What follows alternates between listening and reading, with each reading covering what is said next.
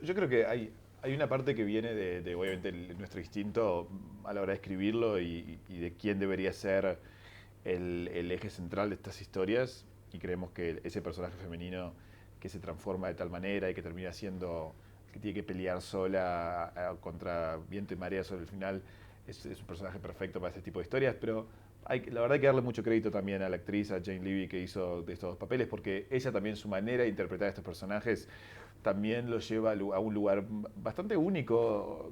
Yo miraba la película el otro día de nuevo y me di cuenta, claro, aparece la chica que es la protagonista, y está con una campera tapada hasta acá, no está con las tetas para afuera, ni está nada de eso que sería lo clásico de Hollywood, mostrarla lo más sexy posible y sexualizarla de esa manera.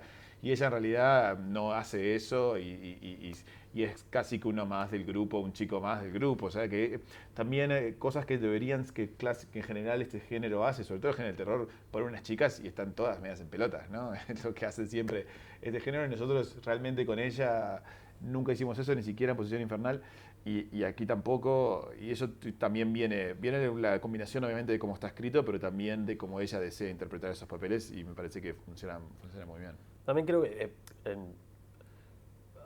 también fue un poco inconsciente. Nos dimos cuenta después de haber terminado esta película que en las dos películas que hicimos la protagonista era una chica. Y me parece que, que en realidad creo que la mujer en situaciones, cuando las papas queman, en situaciones complicadas, siempre se manifiestan como las más fuertes, ¿no? Siempre son las que sostienen la cosa cuando de repente los hombres entramos en pánico y todo. La mujer siempre es un pilar de fortaleza. Me parece que pasa en las dos películas. Y nos pareció divertido porque no es algo, no es algo que se vea tan comúnmente en el cine de Hollywood, ¿no?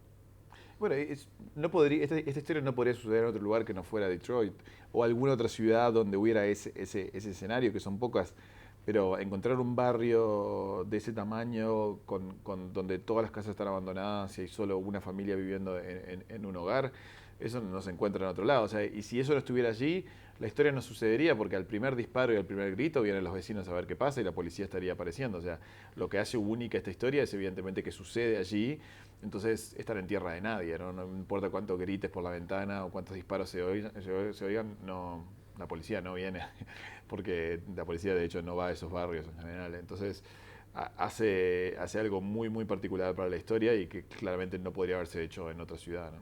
También creo que funciona como alegoría a lo que son los personajes también. De la misma manera que la ciudad, el abandono, esa falta de fe y esa falta de esperanzas se ve reflejada en los personajes. De alguna manera la ciudad les imprime a ellos eso, esas sensaciones, ¿no? Me parece que La tierra del ciego realmente de alguna manera. sí. Para él, que ve su mundo como esa persona que hizo todo bien y trabajó y peleó en la guerra y siempre fue un buen ciudadano y no entiende cómo terminó en un lugar donde nada funcionó, ¿no? Porque Detroit es una ciudad que es muy difícil entender exactamente qué pasó allí y por qué algo que parecía que nunca se iba a terminar se terminó, ¿no? Entonces eso también se refleja muy bien en el personaje del ciego y cómo él ve su vida por qué llega a los límites que llega, porque considera que hacer las cosas bien no te lleva al bien porque no le funcionó, entonces está dispuesto a cambiar sus morales iguales y hacer cosas que por ahí son malas,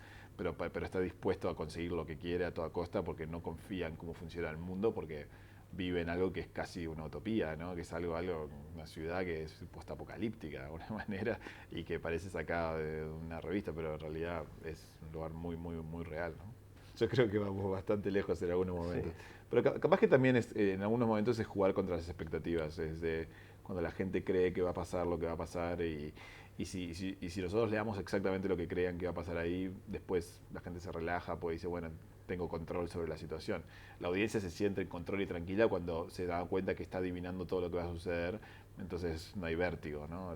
Idealmente en la historia no sabes lo que viene, no sabes lo que va a pasar en el próximo segundo. Y la manera de hacer eso es jugar contra sus expectativas, ¿no? Desde el comienzo, cuando creo que saltan el muro por primera vez y la cámara se acerca a donde está el perro y todo el mundo piensa, bueno, acá va a saltar el perro y me va a pegar un susto bárbaro. Y no sucede y entran a la casa y decís, ¿qué pasó con el perro? Y después ves qué pasó con el perro, pero en el momento va exactamente contra lo que la gente espera que va a suceder y eso te pone en una situación de alerta constante, porque en ningún momento te puedes relajar y decir, ya sé todo lo que va a pasar, ¿no? Yo me acuerdo que cuando se nos ocurrió la idea de que el villano fuera ciego, una de las primeras cosas que me acuerdo de Fede me decía era, tenemos que tener una escena en donde se queda todo oscuro. Este, Y nos imaginábamos a él corriendo. eso sí, Decíamos, van a estar todos como estúpidos caminando así y él y él corriendo como un toro corriendo como detrás. una máquina. Porque al principio hasta lo consideramos ponerle Minotauro a la película en el momento, porque era claramente toda la casa una especie de laberinto del Minotauro y inventar quién era el Minotauro ese era interesante, y el ciego tiene esa carga media mítica, ¿no? Porque es difícil de empatizar y entender cómo es vivir en la oscuridad. Sabíamos que tenía ese aspecto, y sí, era sin duda que si el ciego era el villano íbamos a tener el momento ese de Sí, fue una de las primeras la bestia ideas. corriendo atrás Luego, en la oscuridad. como decía Fede, claro, el guión era simplemente, bueno, se apagan las luces, está todo oscuro. Suerte, Federico, manejate y hacelo. Porque evidentemente es fácil escribir la escena, pero a la hora de pensar cómo vas a filmar en la oscuridad, cuando claramente sabemos que para que la cámara vea algo tiene que haber luz, tuvimos que desarrollar un look y tuvimos que básicamente arriesgarnos y tirarnos al agua, decir, bueno, confiemos de que a esta altura la audiencia, habiendo visto otras escenas en el pasado, como la del Silencio de los Inocentes, Silencio de los Corderos se llama aquí, ¿no? Como debería llamarse. Y otras películas donde ha habido cámaras que ven en la oscuridad, creemos que la audiencia ya se acostumbró a eso y van a entender que cuando ven algo que no tiene color y no tiene sombras, implica que eso es la oscuridad total. Y eso combinado obviamente con el hecho de que los actores, por cómo se están comportando, una entiende perfectamente que no están viendo absolutamente nada y sus pupilas están completamente dilatadas, intentando ver en la oscuridad. Eso genera efecto. A nivel técnico fue la combinación de muchas cosas y muchos elementos complicados de explicar, pero la verdad que es una de las escenas que más orgulloso estoy, porque fue un riesgo, había que tomar ese camino y al haber, yo creo que logramos hacer algo que le dio a la audiencia una escena que nunca había visto antes, al ver lo que sucede en la oscuridad y cómo se comporta la gente y el drama que se podía generar en esa situación.